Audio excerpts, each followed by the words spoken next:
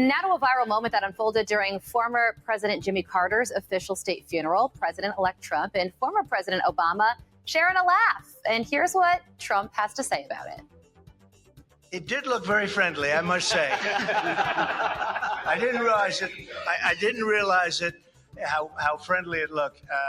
I saw it on your wonderful network just a little while ago before I came in, and I said, boy, they look like two people that like each other, and we probably do. Wow, Trump says despite their political differences, he and his predecessor still managed to get along. At least in that moment they did, guys. And I was reading his lips. He goes, weren't you the one who called me a Nazi? I mean, they got along fantastic. The New York Post, I guess, but bury the hatchet. Yeah. The New York Post actually did hire a lip reader. Right. And they were talking a little bit about some programs that went away and stuff like that. It was kind of technical. The president's hand. And then did you see Kamala Harris? She was just like this when She's Biden outraged. and Jill came Furious. up. Did not even look at them. Did not say hello. At least in that shot, she didn't when they sat down beside her. Well- What's up with that? I thought they had each other's backs. Well, it was a funeral. Right.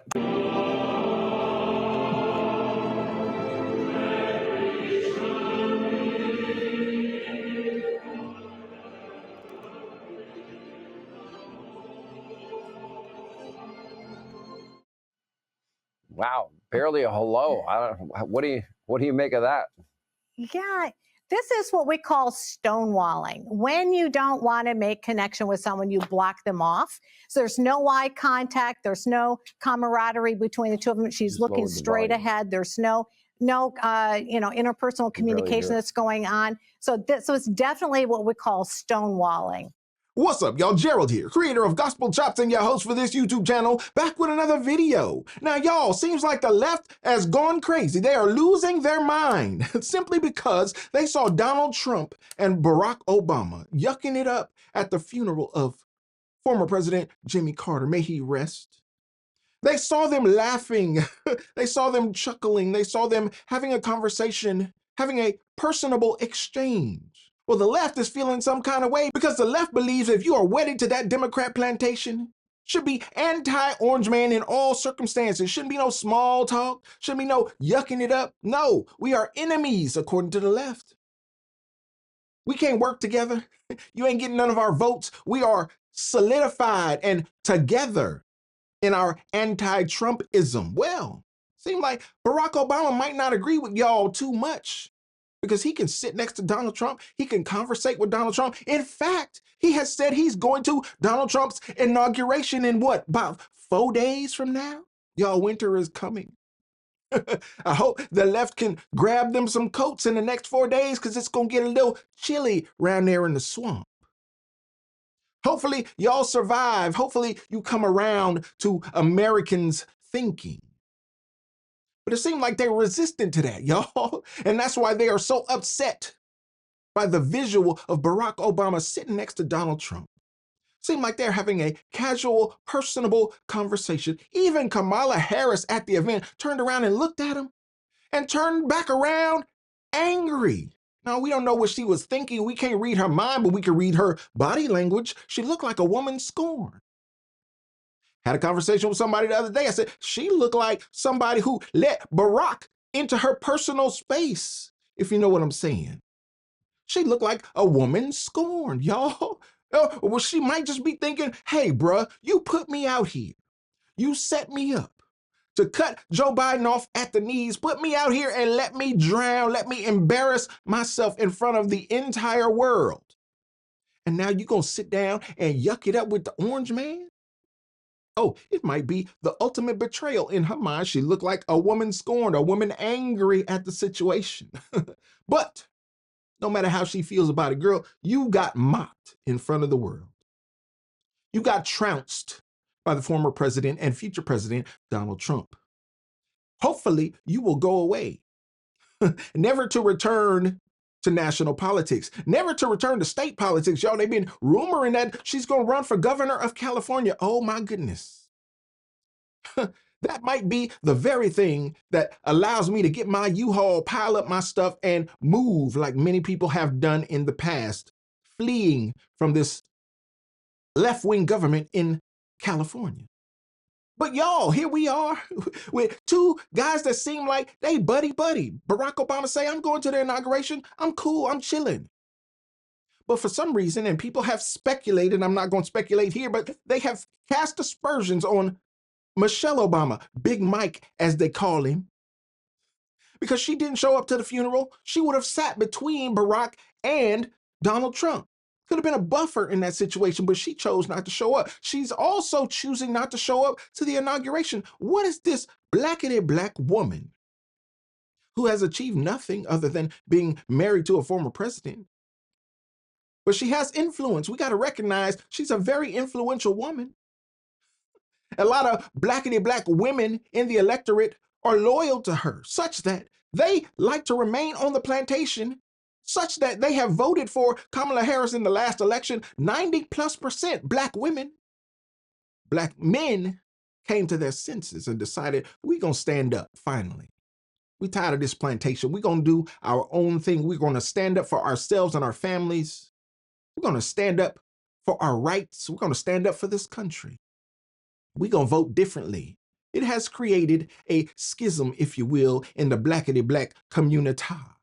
But Michelle Obama says, hey, I'm going to stand on business as I see it. I ain't coming to your funeral. I ain't coming to your inauguration. I'm done with all of this.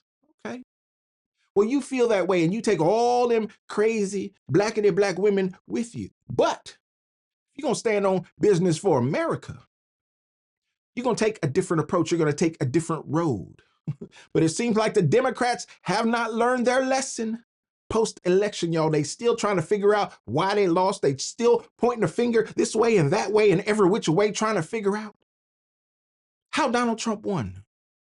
We had the perfect setup. We thought we had the perfect candidate. We cut Joe Biden off. We stabbed him in the back. We rigged everything up. We spent $2.5 billion on an election. Exponentially more spent than Donald Trump, and he still beat us. They can't figure it out. They're still chasing their tail, and here we are just 4 days away from inauguration, y'all. And they still trying to figure it out amongst themselves, y'all. They had a whole argument on MSNBC trying to work it out. Let's look at what MSNBC had to say with Morning Joe. He still ain't got the message. But that whole thing yesterday was illustrative of how that group of former presidents look at one of their own. Yes. Okay, that to me is the thing about yesterday, how they look at him. And so I agree with you, Joe. The whole civil thing works, but you know, civility is a two-way street. We all know that. Let's just see what the civility is coming the other way, because I bet you it isn't. And that's going to be the test of this administration out of the gate with those four of the former presidents sitting there. If you want their advice and you seek their advice, that's an open door to civility. Right. But if there is no inclination from you that you care for their advice, that you want their advice, and in fact, you think that they're a POS, right? Then I don't know where the civility thing is going to get off. Michael, I'm not saying we're walking in a winter wonderland. Joe, you had your moment. Let me just finish the point. I know, but I get tell that. us something we don't know. Well, I'm telling you something that you seem to forget. And so let me make my point. You may not like it, but I'm going to make it. And the reality of it is, I take your civility argument, and you like to say 78 million people voted for Donald Trump. Well, 82 million people voted for Joe Biden. Right. And he didn't get that civility that you're talking about from Donald Trump in those 4 years. Right. So now the expectation is, because he's won again and he got 78 million people, we all got to be civil to Donald Trump. Well, okay, I'm prepared to be civil. Nobody said that. You did. No, I didn't say it. I did. I didn't say everybody has to be civil. The reality of it is, you're saying, you're using the term civil. I've never used that term. I'm using your term. You put civility on the table. You said we all have to be civil. There is a pushback that you have to have. But Joe, I'm just talking about Barack Obama. But I'm just saying. But I'm saying. I'm not. Fine. I'm not talking about that. My main point is everybody's looking at this from a one-way perspective. How we need to approach Donald Trump. Mm-hmm. How the hell is he approaching us? Yeah. Right? The man wants to lock up citizens. The man wants to turn the government against him. How are we to respond to that? Are we supposed to be civil? So here we are, y'all, post-election, looking at these results. Half of America is jubilant and celebratory. Half of America is sitting around chasing their tail, trying to figure it out. You got these Democrat operatives like Charlemagne Lesser Charge, Joe Scarborough, Don Lemon. They all out here chasing their tail publicly, making a spectacle of themselves because they see that Americans have come to their senses and a lot of them have left the Democrat plantation and they simply can't figure out why. They say, hey, y'all, we set it up. We had what we thought was the perfect candidate. She checked all the little boxes y'all wanted checked. They stabbed Joe Biden in the back, left him feckless. We haven't had a president since the summer of 2024. Y'all left him neutered. We only heard from him in the last couple of days making exit speeches, which are pointless, meaningless, useless. Well, here we are, y'all, watching these Democrats on MSNBC. Y'all, they kicking up a storm. They flailing like a fish out of water. They still can't figure out what's going on in America. Well, whether you learn it or not, whether you figure out what's going on or not, the Make America Great Again movement, Make America Healthy Again movement is going to be imposed upon you. It's going to be thrust upon you, whether you like it or not. So Joe Scarborough can sit on his show. Rachel Maddow can sit on her show. You know, the president of MSNBC just resigned. The black woman that they put in charge. Yeah. In charge of those low ratings, in charge of that low viewership, in charge of that low attention. Yeah. She just resigned. That network is in turmoil. It's been rumored that it might be up for sale. They're flailing. They're floundering. But most Americans understand what is coming, y'all. Because we understand what they have stood for over the last 4 years, and we understand the downturn that America has taken. Y'all, you got people who have been watching this country devolve, and you got enemies overseas, international enemies that have loved it every step of the way. And why has it happened? Because Joe Biden, allegedly, has taken payments from international entities. Russian oligarchs. Y'all remember Russia? They tried to cast that upon Donald Trump, but it seems like Hunter Biden was taking money from Russian oligarchs. Seems like Joe Biden was getting kickbacks from China. Yeah, seems like people in positions of power have sold this country out. And we, as American taxpayers, American citizens, were forced to watch this devolution of our beloved country over the last 4 years. Thank God that change has come upon this country. We are glad about it, and we understand that certain people are lining up to kiss the ring. Oh yeah, whether it's Mark Zuckerberg or Jeff Bezos or even Barack Obama himself. Don't matter that Big Mike don't want to play along. We understand that Barack is a consummate politician. Now, I've dragged him a little bit on this channel. We know what Barack is about, but one thing we won't say is that he's not a savvy politician. So he understands I got to make nice. I got to be good before they investigate me and all my shenanigans. Look, y'all, we talk about Joe Biden and all his corruption and all the money he was taking in his traitorous acts, allegedly. But Joe Biden was the vice president to Barack Obama while he was doing all those shenanigans. Hillary Clinton, with all her shenanigans, was the Secretary of State under Barack Obama. Now, how you gonna indict Hillary? How you gonna indict Joe Biden and think that the president, the man at the top of the pyramid, didn't understand what was going on? Now, one of the richest black men in the world. Oh yeah, he understood. And now he's lining up just like everyone else who's lining up at Mar-a-Lago. Barack Obama is lining up to kiss the ring. Justifiably so, because he want to protect himself, he want to protect his own interests. And we see at this funeral where all these previous presidents showed up. Yeah, it's a small club and you ain't in it. They try to be cordial, but it became obvious to everyone who watched this funeral of Jimmy Carter. No, it's anything but cordial. There was some tension in that room. There was tension between former presidents. Y'all, Epstein had a picture in his mansion of Bill Clinton in a dress. And ain't nobody came out and explained what that was about yet. We know Epstein didn't kill himself. No, he didn't do that. But I just want somebody to step forward and explain to America, what was that painting about of Bill Clinton in that dress? We know Bill Clinton's history. We know he can't control his little deacon. Well, maybe now in his old age, the deacon might not work like it used to. But back in the day, we know Bill Clinton was a dog's dog.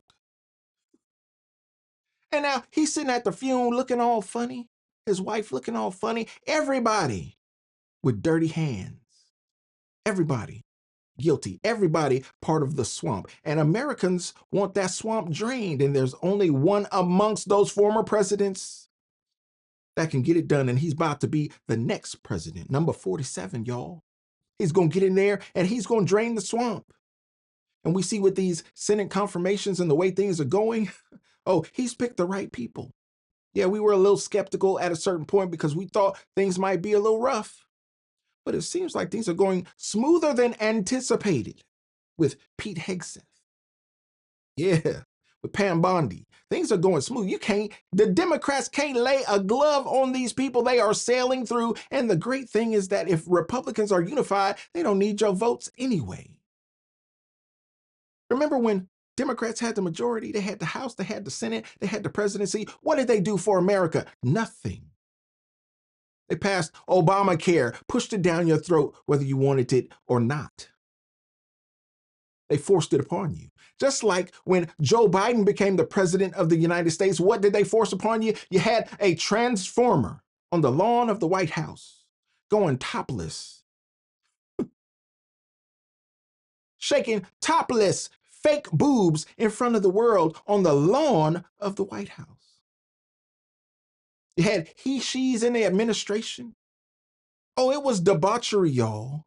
You had a wide open border. Americans rejected that outright. And it seems like Democrats on MSNBC, CNN, and all independents on the left can't understand why. Well, I suggest y'all get things in order and come to an understanding. Because there's a change coming in America and you're about to experience it. We don't want to spike the football. We don't want to dance in your face, but I feel my dance coming on right about now. You don't know that? Doesn't seem like it. Michael, why do you... Not you. I'm just saying the Michael, broader Michael, you. Why do you feel the need to create false choices? I'm not creating a false choice. I'm using your words. You have created... I'm using you. You put civility on the table. My words. Okay. You took me saying that it's not the end of the world, that Barack Obama smiled and talked to Donald Trump, and you're turning that into that we have no idea what's No, I'm not. You will play very well today on Blue Sky and Threads and X. Congratulations. I'm not playing to anybody. I don't have an audience here. I'm just saying. I don't have a particular. I'm talking to the American people just like you are. I'm using the words you use. No, you twisted and so I'm not twisting your words. So let me untwist them. Okay, good. Civility is a two-way street, as I said at the very beginning, and then you attacked that. No, I didn't. Yes, you did. You did, Michael. You did. So you did. No. You need to go back and look at the tape. We can look at the tape, but the reality of it is, my general point, Joe, is that civility is a two-way street. If you want to throw civility on the table, I'm with you. I'm all down with that. I think absolutely what we witnessed yesterday with 5 living presidents sitting there at the funeral of a former president is a seminal American moment. Mm-hmm. All right. And it's an important one. And yeah, the politics and the sort of funny moments that occur, those are great. But next week, we start a new regime. We start a new direction. And everybody wants us to behave a certain way in this new era. And I'm more than willing to do that. That way? Yeah. whatever it is. What way? If it's civility, What way? if it's accommodation to Donald Trump, as we see corporate America doing, if it's bending the knee, whatever it is. But my point is, does anybody here think that we should accommodate Donald Trump? So if Joe Scarborough doesn't want to learn the easy way, let him learn the hard way. He can sit on his show and espouse everything he wants. But note this, y'all. Joe Scarborough and Mika also went down to Mar-a-Lago to kiss the ring. They took a little blowback, but they understood. They was like, hey, we've been out here lying, casting aspersions on the former president, and we didn't think he was going to win either. But now that he has won, we understand. We see the writing on the wall. Let us fly down there, bow down at Mar-a-Lago and kiss the ring, because we understand that winter is upon us. And we here for it, y'all. We gonna cover it every step of the way. Y'all let me know what you think about this and the left going crazy simply because their king, Barack Hussein Obama, the Muslim from Kenya, seems to be cordial with the orange man. What does that mean for the left? We don't know. Remains to be seen. But y'all pledge allegiance to Barack. Well, Barack seems to be falling in line. Deal with it. Let me know what you think about this, y'all. I'd love to know your thoughts on this topic. Don't forget to like the video, subscribe to the channel, and share the video so we can get more people involved in the conversation, y'all. And like I always say, always remember and never forget, without the gospel, it's just chops. Until next time, peace.